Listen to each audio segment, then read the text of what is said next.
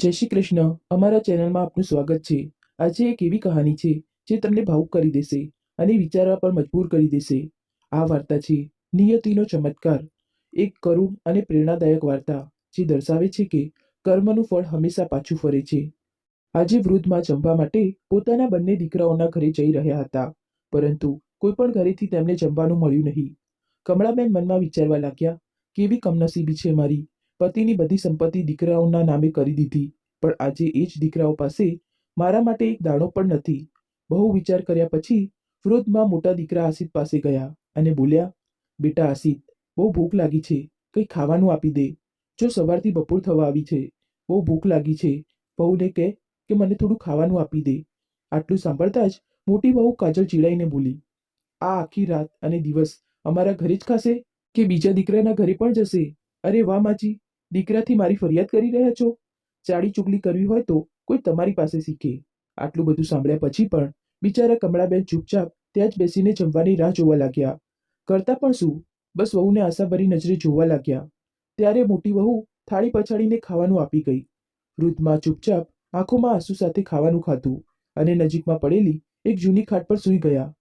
તેઓ જૂના વિચારોમાં ખોવાઈ ગયા કે કેવી રીતે તેઓ અને તેમના પતિ કિશોરચંદ્ર રાત દિવસ મહેનત કરીને તેમના દીકરાઓને ખવડાવતા હતા. તે પોતે ખાતા ન હતા, પણ બાળકોનું પેટ ભરતા હતા. કમળાબેનને બે દીકરા હતા, મોટો દીકરો આસિત અને નાનો પ્રશાંત. બંને દીકરાઓને કમળાબેન અને કિશોરચંદ્રે ખૂબ મહેનત કરીને ભણાવવા ગણાવ્યા, જેથી તેઓ મોટા થઈને સફળ વ્યક્તિ બને. તેમની મહેનત રંગ લાવી. મોટો દીકરો ભણીને એન્જિનિયર બન્યો અને બીજો ડોક્ટર. સમયસર બંને દીકરાઓના લગ્ન કરાવી દેવામાં આવ્યા અને લગ્ન પછી જાણે તેમણે માતા પિતાથી મોં ફેરવી લીધું. તેમ છતાં કમળાબેન અને કિશોરચંદ્ર પોતાની નાનકડી દુનિયામાં ખુશ હતા. પણ આ કિસ્મતનું શું?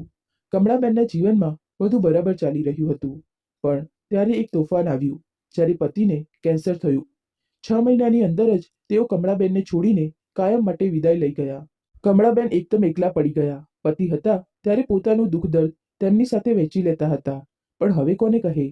જ્યારે કમળાબેને દીકરાઓને પતિની વરસી મનાવવા માટે કહ્યું, તો દીકરાઓ એમ કહીને ના પાડી દીધી કે, માં, અમારાથી અમારા જ ખર્ચા નથી સંભળાતા, ઉપરથી તમે આ દુનિયાભરના ખર્ચા અમને ગણાવી રહ્યા છો. અમારાથી આ બધું નહીં થાય. બિચારા વૃદ્ધમાં દીકરાઓનો જવાબ સાંભળીને ચૂપ રહી ગયા. તેમણે તો દીકરાઓના ઉછેરમાં કોઈ કમી નહોતી છોડી. તેમને ભરપૂર પ્રેમ અને સન્માન આપ્યું હતું. જે પ્રેમ એક મા પોતાના બાળકોને આપે છે, તે જ તેમને આપ્યા. બંને પતિ પત્ની જ્યારે પોતાના દીકરાઓને બાળપણમાં લાડ પ્યાર કરતા હતા, ત્યારે એ જ વિચારતા હતા કે તેઓ પણ તેમને એ જ પ્રેમ અને સન્માન આપશે. કમળાબેન આ વિચારોમાં ખોવાઈને ખાટ પર સૂતા સૂતા આંસુ વહાવી રહ્યા હતા, પણ આજે તેમના આંસુ અને લાગણીઓનું સન્માન કરનારું કોઈ ન હતું. આમ જ સાંજ ક્યારે થઈ ગઈ તેની તેમને ખબર પણ ન પડી. ત્યારે તેમને કંઈક બનવાની સુગંધ આવી. કદાચ નાની વહુએ આજે ભજીયા બનાવ્યા હતા. ભજીયાની સુગંધથી જ વૃદ્ધમાના મોંમાં પાણી આવી ગયું, પરંતુ તેઓ વિચારતા હતા કે કોને કહું, વહુને કેવી રીતે કહું કે મને 2 ભજીયા આપી દે. ભજીયાની સુગંધથી કમળાબેનને કિશોરચંદ્ર યાદ આવી ગયા. કેવી રીતે બધા બાળકો સાથે મળીને વરસાદમાં ભજીયાની મજા લેતા હતા, પણ હવે એ જ બાળકોની સામે એક એક દાણા માટે તરસી રહ્યા છે. કમળાબેને વિચાર્યું કે નાની વહુ પાસે એકવાર માંગી જોવું. ઘણી હિંમત ભેગી કરીને નાની વહુ નૈના પાસે ગયા અને બોલ્યા, વહુ, મને પણ થોડા ભજીયા આપી દે, બહુ મન થાય છે ખાવાનું. નૈના બૂમ પાડીને બોલી, માજી, જ્યારે પણ કંઈક સારું બને તમને ખબર નહીં ક્યાંથી સુગંધ આવી જાય છે અને તરત દોડી આવો છો. ચૂપચાપ અહીં બેસી જાઓ, હું હમણાં જ લાવું છું. વૃદ્ધમાં ત્યાં જ આંગણામાં એક ખુરશી પર બેસી ગયા અને એટલામાં નૈના ભજીયા લઈને આવી. વૃદ્ધમાં ભજીયા લઈને જવા લાગ્યા ત્યારે તેમને વહુના બબડવાનો અવાજ સંભળાયો. હે ભગવાન, આ ડોશીએ આ શું અનર્થ કરી દીધું? એક તો આ ડોશી નહાતી નથી, ઉપરથી મારી ખુરશી પર બેસી ગઈ. રામ રામ. નૈનાએ બબડતા ખુરશી ઉપાડી અને પોતાનાથી દૂર ઝાટકીને મૂકી અને પતિને બૂમ પાડી, અરે સાંભળો, હવે તમારી માં આવે તો જમીન પર બેસવાનું કહેજો. એક તો નહાતી નથી, ઉપરથી મારી આખી ખુરશી ગંદી કરી દીધી. જુઓ કેવી વાસ આવે છે, મને તો ઉલટી કરવા જેવું થઈ રહ્યું છે. પત્નીનો અવાજ સાંભળીને દીકરો મા પર બૂમ પાડતા બોલ્યો, માં, બેસતા પહેલા એકવાર વિચારવું તો જોઈએ કે ક્યાં બેસી રહ્યા છો. એટલી પણ અક્કલ નથી કે શું તમારામાં? જ્યારે તમને કહી રાખ્યું છે કે જમીન પર બેસજો, તો પછી વારંવાર ના પાડ્યા પછી પણ ખુરશી પર કેમ આવીને બેસી જાઓ છો? હવે આ ભજીયા મને આપો અને ચૂપચાપ પહેલા ખુરશી સાફ કરો. દીકરાની વાત સાંભળીને ઘરડીમાની આંખોમાં આંસુ આવી ગયા અને રડતા રડતા આખી ખુરશી સાફ કરી. ખુરશી સાફ કરતા કરતા વિચારવા લાગ્યા, મારા હાથમાં દુખે છે, મારા ઘૂંટણથી હવે વધુ ચલાતું પણ નથી, તો હું સ્નાન કેવી રીતે કરું? કોઈ મને નવડાવતું પણ નથી. બંને વહુઓને કેટલી વાર કહ્યું નવડાવવા માટે, પણ બંને એમ કહીને પલ્લો ઝાટકી લે છે કે ડોશીથી બહુ વાસ આવે છે. ના કોઈ સાબુ આપે છે, ના કોઈ મારી પાસે આવે છે. ભગવાન, શું આ દિવસો જોવા માટે મને જીવતી રાખી હતી? કમળાબેન વિચારતા વિચારતા રડી પડ્યા અને ત્યાંથી ઉઠીને પોતાના રૂમમાં ધમ દઈને પલંગ પર સૂઈ ગયા અને પતિની તસવીર સાથે વાતો કરતા કરતા તે દિવસે ખૂબ રડ્યા. રડતા રડતા ક્યારે તેમને ઊંઘ આવી ગઈ તેની તેમને ખબર જ ન પડી. સવારે સવારે નોકરાણી વૃદ્ધ મા માટે ચા લઈને આવી તો વૃદ્ધ મા લથડતા અવાજે નોકરાણીને બોલ્યા, બેટા, શું તું મને નવડાવી દઈશ? ગઈકાલે વહુ બહુ ગુસ્સે થઈ હતી કે મારામાંથી બહુ વાસ મારે છે, કોઈ મારી પાસે આવતું નથી. નોકરાણી વિમલા બોલી, હા માજી, કેમ નહીં? નાહ્યા પછી કમળાબેન બોલ્યા, બેટા, શું તું મારી દીકરી સાથે મારી વાત કરાવી આપીશ? બહુ યાદ આવે છે તેની. વહુઓ તો મને મારી દીકરીથી મળવા પણ નથી દેતી. હા માં, કરાવી તો દઈશ, પણ જલ્દી કરજો, નહીતર ભાભીએ જોયું તો. વૃદ્ધમાં રડતા રડતા દીકરી નેહા સાથે ફોન પર બોલ્યા, બેટા, આ ઘરડી માની યાદ નથી આવતી? ત્યારે નેહા બોલી, માં, યાદ તો બહુ આવે છે, પણ ભાભીઓનો ટોણો એટલો ચૂભે છે કે હું મારી જાતને સંભાળી નથી શકતી. હું તમને મળવા આવી રહી છું, બસ તમે તમારું ધ્યાન રાખજો. નેહા એક દિવસ પછી મા માટે ખૂબ બધો નાસ્તો બનાવીને લઈ આવી. જ્યારે બંને વહુને ખબર પડી કે નણદ આવી છે તો ગુસ્સે થઈને બોલી, શું અમે તમારી માને ખાવાનું નથી આપતા કે તમે તમારા સાસરિયામાંથી ખાવાનું લઈને આવ્યા છો? તમારા સાસરિયાવાળાઓ સામે અમારી શું ઇજ્જત રહેશે? તમે આ બરાબર નથી કર્યું. ગામના લોકો પણ અમારા વિશે ચાર વાતો કરશે. નીકળો તમે અત્યારે ને અત્યારે અહીંથી. બંને વહુઓએ નણદનો હાથ પકડીને ઘરની બહાર કાઢી મૂકી. બિચારા ઘડીમાં પોતાની દીકરી માટે રડતા રહ્યા. બીજા દિવસે મોટી વહુ તેમના રૂમમાં ધમધમતી આવી અને બોલી, ડોસી, આજે અહીં રૂમમાં જ પડી રહેજે. મારી દીકરીને જોવાવાળા આવી રહ્યા છે. મને ડર છે કે તમને જોઈને ક્યાંક તેઓ દૂરથી જ કંઈ બોલ્યા વગર જતા ના રહે. હું નથી ઈચ્છતી કે મારી દીકરીની ખુશીઓ પર તમારો પડછાયો પણ પડે, એટલે ચૂપચાપ જેવું કહું છું તેવું જ કરજો. જો ભૂલથી પણ બહાર આવ્યા તો આ ઘરમાં તમારી ખેર નથી. આ સાંભળીને ખડીમાની આંખોમાં આંસુ આવવા લાગ્યા. પોતાના આંસુ છુપાવતા કમળાબેન બોલ્યા, બહુ, તમને બધાને જે યોગ્ય લાગે હું તે જ કરીશ. તમે કહો છો તો હું મારા રૂમની બહાર નહીં આવું. કમળાબેન બપોરનું જમવાનું પણ પોતાના રૂમમાં જ ખાતા. રાત્રે બરાબર ન સૂવાના કારણે તેમની તબિયત ખરાબ જેવી લાગી રહી હતી, તો દીકરાઓને પોતાના રૂમમાંથી પાણી પાણી માટે અવાજ લગાવતા રહ્યા, પણ ના વહુઓએ ના દીકરાઓએ તેમની પુકાર સાંભળી અને સવાર સુધીમાં એટલી તબિયત ખરાબ થઈ ગઈ કે તેઓ રૂમમાં બેહોશીની હાલતમાં મળ્યા. જ્યારે નોકરાણી તેમના રૂમમાં ચા આપવા ગઈ તો તેણે બધાને અવાજ આપીને બોલાવ્યા. દીકરાઓ ભાગદોડમાં માને વૃદ્ધાશ્રમમાં છોડી આવ્યા. જ્યારે ત્યાં પૂછવામાં આવ્યું કે આ કોણ છે, તો પોતાને વૃદ્ધ માના પડોશી બતાવીને ચાલ્યા ગયા. કમળાબેનને જ્યારે હોશ આવ્યો તો તેમની રડી રડીને ખરાબ હાલત થઈ ગઈ. કોઈ સાથી મહિલાએ જેમ તેમ કરીને તેમને સંભાળ્યા. 2 દિવસ પછી તે વૃદ્ધાશ્રમની મેનેજર સુલોચનાબેનનો જન્મદિવસ હતો. વૃદ્ધાશ્રમનો દરેક વ્યક્તિ સુલોચનાબેન પર જીવ આપતો હતો, એટલે બધાએ આખા વૃદ્ધાશ્રમને કન્યાની જેમ સજાવ્યો હતો. કમળાબેન પણ આશ્ચર્યથી બધું જોઈ રહ્યા હતા કે આવું કોણ છે જેને અહીંના લોકો આટલું પ્રેમ કરે છે, જેના માટે અડધી રાતથી બધા ભાગદોડ કરવા લાગ્યા છે. પોતાની ઉંમરની સાથીને જ્યારે પૂછ્યું તો તેણે જણાવ્યું કે તે માત્ર અહીંની મેનેજર જ નહીં પણ આપણા બધા માટે મસીહા છે. મસીહા? જ્યારે તમે તેમને મળશો તો જોજો તે તમને કેટલો પ્રેમ અને સન્માન આપશે. તેમના માટે વૃદ્ધાશ્રમનો દરેક વ્યક્તિ બાળક જેવો છે. બધી તૈયારીઓ થયા પછી અચાનક જ વૃદ્ધાશ્રમના ગેટ ઉપર એક કાર આવીને ઊભી રહી, તો બધા લોકો દરવાજા પાસે ફૂલ અને જન્મદિવસની ચમકીલી ફૂલઝડી લઈને ઊભા થઈ ગયા. જેવો દરવાજો ખુલ્યો, બધાએ તેમના પર ફૂલો અને ચમકીલી ફૂલઝડીઓનો વરસાદ કરી દીધો. વૃદ્ધાશ્રમના તે મેનેજર એટલે કે સુલોચનાબેન પોતાની દીકરી, જમાઈ અને 2 નોકરો સાથે ત્યાં આવ્યા હતા. વૃદ્ધાશ્રમના લોકોનો આટલો પ્રેમ જોઈને તેમની આંખો ભરાઈ ગઈ. સુલોચનાબેનના નોકરો અને દીકરી જમાઈએ બધાને એક એક કરીને ગિફ્ટ આપી, મીઠાઈ વહેંચાવી. કોઈ રહી તો નથી ગયું? સુલોચનાબેને બધાને પૂછ્યું તો એક મહિલા બોલી, હા માજી, કમળાબેન રહી ગયા છે. તે તમારા માટે રસોઈમાં ચા નાસ્તો બનાવી રહ્યા છે. ત્યારે સુલોચનાબેન બોલ્યા, કમળા, કોઈ નવું આવ્યું છે કે શું? હા માજી, 2 દિવસ પહેલા જ તેના પડોશીઓ અહીં બેહોશીની હાલતમાં તેને છોડીને ગયા છે. બિચારી પોતાના દીકરાઓને યાદ કરીને આખો દિવસ રડતી રહે છે. હું હમણાં જ બોલાવીને લાવું છું. સુલોચનાબેન વૃદ્ધાશ્રમની બધી વ્યવસ્થા જોઈ રહ્યા હતા ત્યારે પાછળથી અવાજ આવ્યો, પ્રણામ કાકી, હું કમળા. સુલોચનાબેન જેવું તે અવાજ સાંભળીને ફર્યા. કમળાનો ચહેરો જોઈને તે સ્તબ્ધ રહી ગયા. બીજી તરફ કમળાનો સામનો પણ સુલોચનાબેન સાથે થયો તો તેમના ઠાઠમાઠ જોઈને તેના હોશ ઉડી ગયા. પણ આજે તેની આંખો અને જીભ પર તે પહેલા જેવો હર્ષ, તે પહેલા જેવો અકળ અને ચમક ન હતી. આજે સુલોચનાબેનને જોઈને તેની આંખો ભરાઈ ગઈ અને પોતાનું માથું શરમથી નીચું ઝુકાવી લીધું, કારણ કે કમળા કોઈ બીજું ન હતું, સુલોચનાબેનની જ વહુ હતી, જેને વર્ષો પહેલા સુલોચનાબેનને એમ વિચારતા વિચારતા પોતાના વિચારોમાં ખોવાઈ ગયા. વહુ, થોડી તો દયા કર, મારી તબિયત બગડતી જઈ રહી છે અને તું મને વાસી ખાવાનું આપી રહી છે. બેટા કિશોર, તું પણ કંઈ કહેતો નથી. તે તારા બાપુજીને વચન આપ્યું હતું કે તેમના ગયા પછી તું મારું ધ્યાન રાખીશ. શું કોઈ દીકરો પોતાની માનું ધ્યાન આવી રીતે રાખે છે? સુલોચનાબેન પોતાના દીકરા વહુને વિનંતી કરતા બોલ્યા, ત્યારે કમળા કટાક્ષ કરતા બોલી, જુઓ છો ને, આવી રીતે આખો દિવસ મારું માથું ખાઈ જાય છે કે મને ડૉક્ટરને બતાવી દો. અરે બાપુજી તમને કરોડો રૂપિયા આપી ગયા છે, તમે મને કહ્યું નહીં. ત્યારે કિશોર બોલ્યો, આ શું મજાક કરી રહી છે? 1000 રૂપિયા તો તેઓ મારા માટે છોડીને ગયા નથી અને તું કરોડોની વાત કરી રહી છે.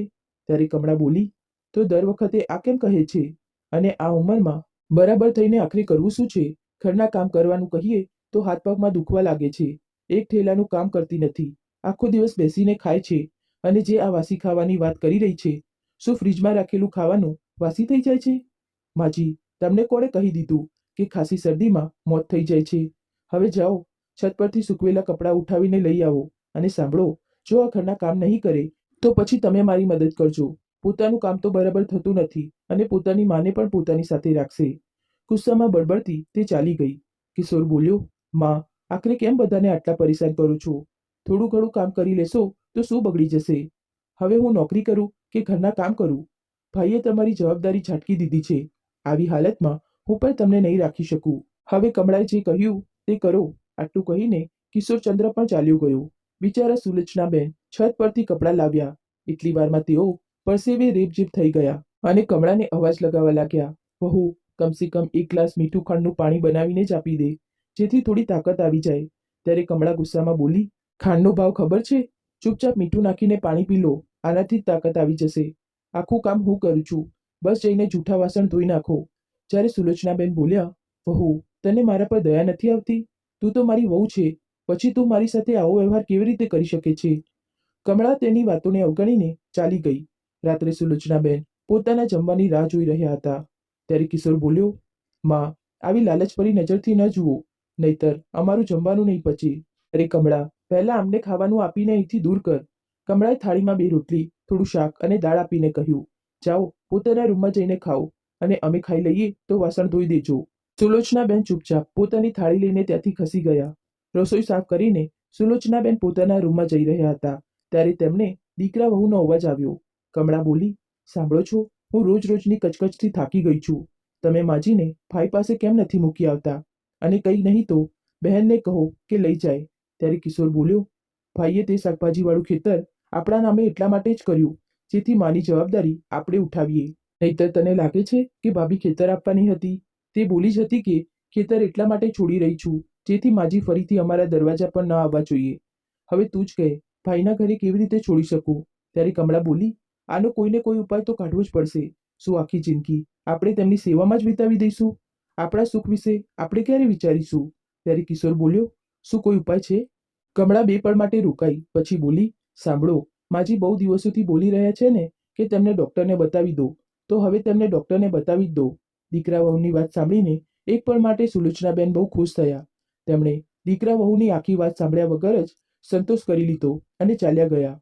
બીજી તરફ કિશોર કમળાને બોલ્યો, શું તું ઈચ્છે છે કે હું માને ડૉક્ટર પાસે લઈ જાઉં, તેમનો ઈલાજ કરાવું? સાચીમાં? તે બોલી, મેં એ ક્યારે કહ્યું કે ઈલાજ કરાવો અને પૈસા ખર્ચ કરો? હું તો એ કહી રહી છું કે ડૉક્ટર પાસે લઈ જાઓ. હું સમજ્યો નહીં, સ્પષ્ટ બોલ. ત્યારે કમળાએ કહ્યું, મેં સાંભળ્યું છે કે રોહતક પાસે એક વૃદ્ધાશ્રમ ખુલ્યો છે અને રોડની બીજી બાજુ ઘણી દુકાનો છે. તો તમે માજીને બતાવવાના બહાને લઈ જાઓ અને ત્યાં છોડીને પાછા આવી જજો. જોજો, રાત સુધીમાં કોઈને કોઈ તેમને તે વૃદ્ધાશ્રમ વિશે જણાવી દેશે અને તે ત્યાં ચાલ્યા જશે. બીજા દિવસે જ્યારે કમળાએ ડૉક્ટર પાસે જવાની વાત કરી તો સુલોચનાબેન બહુ ખુશ થયા અને બોલ્યા, હા વહુ, મેં રાત્રે જ સાંભળ્યું હતું. ઈશ્વર તને ખુશ રાખે. કમળા ડરી ગઈ અને કિશોરને બોલી, શું તેમણે આપણી આખી વાત સાંભળી? તો પણ આટલા ખુશ છે? ત્યારે કિશોર બોલ્યો, શું સાંભળ્યું માં? ત્યારે સુલોચનાબેન બોલ્યા, વહુ કહી રહી હતી કે મને ડૉક્ટરને બતાવી આવો. કમળા બોલી, માજી, તમે અમારી વાતો સાંભળો છો? ત્યારે સુલોચનાબેન હાથ જોડીને બોલ્યા, ના વહુ, એ તો ભૂલથી. આ સાંભળીને કમળાએ શાંતિનો શ્વાસ લીધો અને બોલી, માજી, શક્ય છે કે ઇલાજમાં તમારે 2-4 દિવસ ત્યાં રોકાવું પડે, તો હું આ થેલામાં તમારો બધો સામાન મૂકી દઉં છું. થોડી વારમાં કિશોર સુલોચનાબેનને લઈને નીકળી ગયો. લગભગ 4 કલાક પછી તે રોહતક પહોંચ્યો. ચાની દુકાન પાસે ઊભો રહીને બોલ્યો, માં, અહીં બેસો અને ચા પીઓ. ત્યાં સુધી હું ડૉક્ટર પાસે નંબર લગાવીને આવું છું. ત્યારે સુલોચનાબેન બોલ્યા, બેટા, પછી મને પણ ત્યાં લઈ જા, હું પણ ત્યાં જ બેસીશ. ત્યારે કિશોર ગુસ્સામાં બોલ્યો, માં, તમારા કહેવાથી હું અહીં સુધી આવ્યો, હવે જીદ ન કરો, અહીં જ બેસો. ત્યાં બહુ ભીડ હશે, બેસવાની જગ્યા નહીં મળે. કિશોરે ચાવાળાને કહ્યું, ભાઈ, એક ચા બનાવી દે, હું હમણાં જ આવું છું. આટલું કહીને કિશોર ત્યાંથી નીકળી ગયો. અડધા કલાક પછી સુલોચનાબેન ચાવાળાને બોલ્યા, બેટા, શું ડૉક્ટરનું ઘર અહીંથી બહુ દૂર છે? ત્યારે ચાવાળો બોલ્યો, માજી, અહીં તો કોઈ પણ ડૉક્ટર નથી. તમે કોની વાત કરી રહ્યા છો? તે બોલ્યા, મારો દીકરો બોલ્યો કે ડૉક્ટર પાસે નંબર લગાવીને આવું છું. અહીં એક મોટી હોસ્પિટલ છે, જ્યાં વૃદ્ધોનો મફતમાં ઇલાજ થાય છે. ચાવાળાને સમજવામાં વાર ન લાગી. તેણે કહ્યું, માં, 2 રોડને બીજી તરફ જુઓ છો? તે વૃદ્ધાશ્રમ છે. ત્યાં મફતમાં વૃદ્ધ લોકોને રાખવામાં આવે છે. અને અહીં આસપાસ તો બસ ભંગારની દુકાનો છે. મને નથી લાગતું કે તમારો દીકરો પાછો આવશે. તમે કહો તો 1 કપ ચા વધારે આપી દઉં. આ સાંભળીને સુલોચનાબેન રડવા લાગ્યા અને બોલ્યા, ના બેટા, તને ગેરસમજ થઈ હશે. હું આટલા વર્ષોથી દીકરા વહુને વિનંતી કરી રહી છું, ત્યારે જઈને તે માન્યા, અને હવે તું કહી રહ્યો છે કે તે મને જૂઠું બોલીને અહીં છોડીને ચાલ્યો ગયો? આટલું કહીને તેઓ રડવા લાગ્યા. થોડી વારમાં ત્યાં લોકોની ભીડ ભેગી થઈ ગઈ. ચાવાળો બોલ્યો, ભાઈ, થોડા કલાકો પહેલા તેમનો દીકરો અહીં બેસાડીને ગયો કે હું હમણાં આવું છું, અને આવ્યો નહીં. એક રાહદારી બોલ્યો, હદ છે, લોકો માતા પિતાને ક્યારેય બસ સ્ટેન્ડે, ક્યારેક રેલવે સ્ટેશન, અને આજે તો ચાની દુકાન પર. આ બિચારીને છોડી ગયો. અંધારું થવા આવ્યું. સુલોચનાબેન પોતાના દીકરાની ભૂલ માનવા તૈયાર ન હતા. તેમને લાગ્યું કે તે પાછો આવશે, જે ન આવ્યો. રાત્રે 10 વાગે જ્યારે તે ચાવાળો દુકાન બંધ કરવા લાગ્યો તો બોલ્યો, માજી, છેલ્લી વાર કહી રહ્યો છું, ચાલો હું તમને તે આશ્રમમાં છોડી આવું, કારણ કે હવે હું પણ ઘરે જઈશ. અહીં રોડ પર રખડતા કૂતરા ભટકતા રહે છે, ક્યાંક તમને કરડી ન ખાય. ત્યારે સુલોચનાબેન બોલ્યા, મારો કિશોર મારી સાથે આવું કેવી રીતે કરી શકે? ચાવાળો બોલ્યો, શું કરશો માજી, દુનિયા જ સારથી થઈ ગઈ છે. હવે તમને તેનાથી શું ફાયદો? તો તમને પોતાના જીવનમાંથી બહાર ફેંકી દીધા. ચાલો. આટલું કહીને તેણે સુલોચનાબેનનો થેલો ઉઠાવ્યો અને આશ્રમ સુધી છોડી આવ્યો. સુલોચનાબેનને રહેવાનું ઠેકાણું મળ્યું. અંદર જ્યારે ગયા તો તેમણે જોયું કે તેમના જેવા ઘણા માતા પિતા પોતાના બાળકો દ્વારા ત્યાં છોડી દેવાયા હતા. તે જ તેમણે પોતાનું નસીબ માની લીધું અને પોતાની દીકરી મમતાને યાદ કરવા લાગ્યા. પિતાના મૃત્યુ પછી જ્યારે તેમની દીકરી મમતા આવી હતી તો બોલી હતી, માં, મારી સાથે ચાલો. બાપુજી હતા તો વાત અલગ હતી, પણ તમે જોયું, બાપુજીનું શરીર ગયું તો તેમની દેખભાળ માટે કોઈ આગળ ના આવ્યું. બધું તમારે કરવું પડતું હતું. હવે તમારું કોણ કરશે? સુલોચનાબેન બોલ્યા, ના બેટા, જો હું ચાલી ગઈ તો લોકો શું કહેશે? અને પછી તારું પણ ઘર સંસાર છે, તારી જવાબદારી છે, તું તેને નિભાવ. હું જાણું છું કે અહીં તને સન્માન નહીં મળે, એટલે તું પાછી ના આવતી. મારી ચિંતા છોડી દે. જો મને કોઈ તકલીફ થશે તો હું તને ચોક્કસ જણાવીશ. મમતા સુલોચનાબેન અને શંકરભાઈની એકમાત્ર દીકરી, 2 ભાઈઓમાં સૌથી નાની, બધાની લાડલી હતી. શંકરભાઈએ બંને દીકરાઓને ભણાવી ગણાવીને કાબિલ બનાવ્યા. એક શહેરમાં કામ કરતો અને બીજો ત્યાં જ હાઈસ્કૂલનો હેડમાસ્ટર હતો. સમય ધીમે ધીમે વીત્યો. મમતાએ મેટ્રિકની પરીક્ષા પાસ જ કરી હતી કે શંકરભાઈએ તેના લગ્ન સારા પરિવારમાં કરાવી દીધા. કારણ કે જ્યારે વહુઓ આવી તો તેમના વ્યવહાર જોઈને શંકરભાઈનું માથું ઠનક્યું. તેઓ નહોતા ઈચ્છતા કે કોઈ અનહોની થઈ જાય અને તેમના દીકરાઓ દીકરીને બોજ સમજી લે. પિતાનો જીવ તો મમતામાં જ વસતો હતો. તેઓ દીકરીની દરેક નાની મોટી માંગને પળભરમાં જ પૂરી કરી દેતા હતા. તેઓ કહેતા હતા કે દીકરાઓ પર દીકરી બહુ ભાગ્યશાળી હોય છે. કહેવાય છે ને, સમય હંમેશા એક સરખો નથી રહેતો. ક્યારેક સુખ તો ક્યારેક દુઃખ, ક્યારેક માન તો ક્યારેક અપમાન. આ તો નિયતિનો નિયમ છે. શંકરભાઈનું મૃત્યુ શું થયું? મમતાનું રડી રડીને ખરાબ હાલત થઈ ગઈ.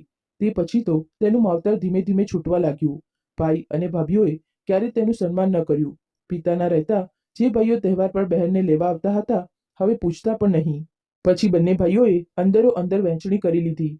મોટા ભાઈએ કેટલાક જમીનના ટુકડા કિશોરને એટલા માટે આપી દીધા જેથી માની જવાબદારી પણ તે સંભાળે. મમતા ક્યારેક ક્યારેક માને મળવા આવતી. તેમના માટે નવા કપડાં અને જરૂરિયાતોનો સામાન લઈ આવતી. એક દિવસ સુલોચનાબેને મમતાને કહ્યું, બેટા, ભાઈ ભાભી તને પૂછે તો છે ને? ત્યારે મમતા બોલી, માં, જે તમને નથી પૂછતા તે ભલા મને એક ગ્લાસ પાણી પણ કેમ પૂછશે? જ્યાં સુધી બાપુજી જીવતા હતા આ મારું માવતર હતું. હવે અહીં મારા માટે કંઈ નથી. બસ તમારે લીધે અહીં આવું છું. કમળાએ મા દીકરીની વાત સાંભળી અને બોલી, જો આવી વાત છે તો આજ પછી ફરીથી આ ઘરને ઉંબરે પગ ન મૂકતા. હવે માજી મરી જશે તો તમને ખબર મોકલી દેવામાં આવશે. કોઈ બોલાવતું નથી તો પણ ચાલી આવે છે. આ સાંભળીને મમતા માને વળગીને ખૂબ રડી અને બોલી, માં, હવે મારાથી સહન નથી થતું. ચાલો ને મારી સાથે. તેમણે સમાજનો ડર બતાવીને ના પાડી દીધી. મમતાએ માના પગ સ્પર્શ્યા અને માને બોલી, માં, મારા પાલવમાં આ આંગણાની થોડી માટી નાખી દો. ખબર નહીં આ ઘરના દરવાજા પર ફરીથી ક્યારે પગ મૂકીશ, પણ હું તમારા માટે હંમેશા રહીશ. ક્યારે પણ તમને કોઈ તકલીફ હોય તો રોહતકમાં તમારા જમાઈનું નામ લઈ લેજો. તે તમને મારી પાસે છોડી જશે. રડતા રડતા મમતા પોતાના પાલવની માટીને કપાળે લગાવીને ત્યાંથી ચાલી ગઈ હતી. તે દિવસ અને આજનો દિવસ તે માવતરમાં ન આવી અને ના તેની કોઈ ખબર. અચાનક કોઈના અવાજે સુલોચનાબેનનું ધ્યાન ભંગ કર્યું. તેમણે ફરીને જોયું તો એક વૃદ્ધ મહિલા બોલી, બહેનજી, શું તમને દીકરી નથી? કારણ કે આજની દુનિયામાં તો દીકરી જ માતા પિતાનો સહારો બને છે. ત્યારે સુલોચનાબેનને એકાએક દીકરી અને જમાઈ યાદ આવ્યા. તેઓ રડતા રડતા બોલ્યા, હા, મારી દીકરી અને જમાઈ રોહતકમાં રહે છે અને મારા જમાઈ એક વેપારી છે. લોકો તેમની બહુ ઇજ્જત કરે છે. દીકરી કહેતી હતી કે રોહતકમાં તેમનું નામ લેશો તો બધા તેમને મારી પાસે પહોંચાડી દેશે. ત્યારે એક સફાઈકર્મી બોલ્યો, શું સાચેમાં? શું નામ છે તમારા જમાઈનું? ત્યારે સુલોચનાબેને કહ્યું, સુભાષ શર્મા, અને તેમનો કપડાનો વેપાર છે. સફાઈકર્મી બોલ્યો, અરે, ક્યાંક આ એ તો સુભાષ શર્મા તો નથી જે અવારનવાર ગરીબોની મદદ માટે આગળ વધે છે? તેમની પત્નીનું નામ મમતા છે, જે પોતાના પિતાની વરસી પર દર વર્ષે આ વૃદ્ધાશ્રમમાં આવીને પોતાના હાથે બધાને ખાવાનું ખવડાવે છે. શું તમે મમતાના માં છો? હા બેટા. ત્યારે સફાઈકર્મી બોલ્યો, ચાલો હું તમને મળવા લઈ જાઉં. તે આજે પણ અહીં આવ્યા છે. આ સાંભળીને સુલોચનાબેન સફાઈકર્મી સાથે હસતા હસતા ચાલ્યા ગયા. જ્યારે તેમણે મમતાને જોઈ તો તેની આંખોમાં આંસુ હતા. મમતા દોડીને પોતાની માને ગળે લગાવી અને બોલી, માં, મેં કહ્યું હતું ને તમે મારી સાથે ચાલો, પણ કોઈ વાત નહીં, તમે મને મળી ગયા. ચાલો હવે ઘરે જઈએ. સુલોચનાબેને જ્યારે બાકીની મહિલાઓને જોયા તો તેમની આંખોમાં એક આશા હતી. ત્યારે સુલોચનાબેન બોલ્યા, ના બેટા, તમે લોકો આ લોકો માટે કંઈક કરો છો તે જાણીને મને તમારા પર બહુ ગર્વ છે. હું આ લોકો સાથે જ રહીશ. બસ તું મળવા આવજે. અને જમાઈજી, ઈશ્વર તમને સુખ સમૃદ્ધિ સાથે સ્વસ્થ જીવન આપે. જે મારા દીકરાઓએ મારી સાથે કર્યું તે તો ક્યારે નહીં ભૂલીશ. પણ તમે જે કરો છો તે સાંભળીને મારું જીવન સફળ થઈ ગયું. કાશ મારા દીકરા વહુ પણ આવા હોત. કહેતા કહેતા સુલોચનાબેન રડવા લાગ્યા. માની આંખોમાં આંસુ જોઈને મમતા માને ગળે લગાવીને બોલી, બાપુજી શું કહ્યા? ભાઈઓએ મારી સાથે મારી માને પણ પારકી કરી દીધી. સુભાષજી, આ બધું ક્યાં સુધી ચાલતું રહેશે? મને મારી મા માટે ન્યાય જોઈએ. તેમણે મારી સાથે જે કર્યું તે હું ભૂલી ગઈ, પણ હું તે લોકોને આ ભૂલ માટે ક્યારેય માફ નહીં કરું. ત્યારે સુભાષ બોલ્યા, માજી, તમે ચિંતા ન કરો. તમારા બંને દીકરાઓએ જે તમારી સાથે કર્યું છે તેની સજા તેમને મળીને રહેશે. તમે જો અમારી સાથે ચાલતા તો અમને સારું લાગતું, પણ કોઈ વાત નહીં. તમે અહીં રહી રહ્યા છો તો સન્માનથી રહેશો. માને એક અલગ રૂમ અપાવીને રહેવા માટે ખાવા પીવા, દવાઓ વગેરેની બધી વ્યવસ્થા કરાવીને મમતા પોતાના પતિ સાથે જતી રહી. સમય વીતવા લાગ્યો. સુલોચનાબેનને ત્યાં સારું લાગવા લાગ્યું. અહીં કમળા અને કિશોર બહુ ખુશ હતા, પણ તેમને શું ખબર હતી કે આ ખુશી પળભરની છે. બીજા દિવસે તેમના નામે નોટિસ આવી અને દરવાજા પર પોલીસ ઊભી થઈ ગઈ. કિશોર અને કમળાની પૂછપરછ કરવામાં આવી અને બીજી તરફ બીજા શહેરમાં મોટાભાઈ વિરુદ્ધ પણ નોટિસ ગઈ તો તેના બોસે તેને નોકરીમાંથી કાઢી મૂક્યો. જોત જોતા બંને ભાઈઓનું જીવન નર્ક બની ગયું. બંને ભાઈઓ મા પાસે માફી માંગવા માટે આવ્યા. માએ કહ્યું, તમે લોકો કોણ છો? મારી તો બસ એક જ દીકરી છે અને મારા પતિએ જે પણ સંપત્તિ કમાવી હું તેને આ આશ્રમના નામે કરી રહી છું. તો તમે લોકો ફરીથી ક્યારે મને મળવા ન આવતા. મારી દીકરીને તેના માવતરમાંથી પારકી કરી હું તમને દરેક સંબંધમાંથી આઝાદ કરું છું. આટલું કહીને સુલોચનાબેન પોતાના જેવી દુઃખી માઓ સાથે રહેવા લાગ્યા. બંને ભાઈ ભાભી મમતાના પગ પકડી લીધા અને બોલ્યા, તમે અમારી સાથે આવું ન કરો. અમે એટલી મોટી ભૂલ પણ નહોતી કરી કે તમે અમારી સાથે આવું કરો. અમારા બાળકો વિશે વિચારો. ત્યારે મમતા બોલી, શરમ નથી આવતી? અરે, જ્યારે તમે તમારી જન્મ આપનારી મા વિશે ન વિચાર્યું તો હું તમારા બાળકો વિશે કેમ વિચારું? અને જ્યારે મને તમારા દરવાજાથી કાઢવામાં આવી હતી ત્યારે તમે મારા વિશે વિચાર્યું હતું? તમારા જેવા દીકરાઓને તો ચોકમાં મારવા જોઈએ, જેથી બીજા માતા પિતાને આ વાતનો બોધ મળે. ચાલ્યા જાઓ અને ફરીથી આ શહેરમાં નજર ના આવતા. બંને ભાઈઓને ખાલી હાથે ત્યાંથી પાછા ફરવું પડ્યું. સુલોચનાબેને ધીમે ધીમે એક મુહિમ શરૂ કરી. અને જેટલા પણ બેઘર પોતાના બાળકો દ્વારા ઠુકરાયેલા માતા પિતા જે રસ્તા ઉપર પડ્યા રહેતા કે ભીખ માંગીને ગુજરાન ચલાવતા, તેમને આ વૃદ્ધાશ્રમમાં શરણ આપવાનું શરૂ કર્યું અને તેમાં તેમના જમાઈએ તેમનો સાથ આપ્યો. સુલોચનાબેન જ્યારે પોતાના જમાઈ સાથે રસ્તા પર નીકળતા તો કોઈને કોઈ બેસહારા વૃદ્ધ તેમને મળી જ જતો. કોઈ રસ્તા કિનારે પડ્યું રહેતું તો કોઈ કોઈની પાસે ભીખ માંગી રહ્યું હોય. ધીમે ધીમે સુલોચનાબેન ગરીબોના મસીહા બનતા ગયા તો ઘણી સંસ્થાઓ પણ તેમને મદદ કરવા લાગી. તેમના કામ જોઈને સરકારે પણ તેમને બહુ વખાણ્યા અને તેમની મદદ કરી અને તેમને સન્માનિત પણ કર્યા. અને આજે તે એ જ વૃદ્ધાશ્રમના મેનેજરના રૂપમાં પોતાની વહુની સામે ઊભા હતા, જે વૃદ્ધાશ્રમમાં વર્ષો પહેલા તેમના દીકરા વહુ તેમને છોડીને ચાલ્યા ગયા હતા. કમળાએ સુલોચનાબેનના પગ પકડી લીધા અને તેમની પાસે માફી માંગવા લાગી, પણ સુલોચનાબેને પોતાની વહુને માફ ન કરી. હા, બાકીના વૃદ્ધાશ્રમના લોકોની જેમ તેની પૂરી દેખભાળ અને ખાવા પીવામાં કોઈ કમી ન રાખી, પણ સુલોચનાબેન પોતાની વહુને માફ કરવા નહોતા ઈચ્છતા. કમળા આજે પોતે જ પોતાના પશ્ચાતાપની અગ્નિમાં બળી રહી હતી. સાચું કહ્યું છે મિત્રો કે કર્મ ફરીને ચોક્કસ પાછું આવે છે. આશા છે કે તમને વાર્તા પસંદ આવી હશે. જો વાર્તા પસંદ આવે તો વિડીયોને લાઈક કરજો. ચેનલ પર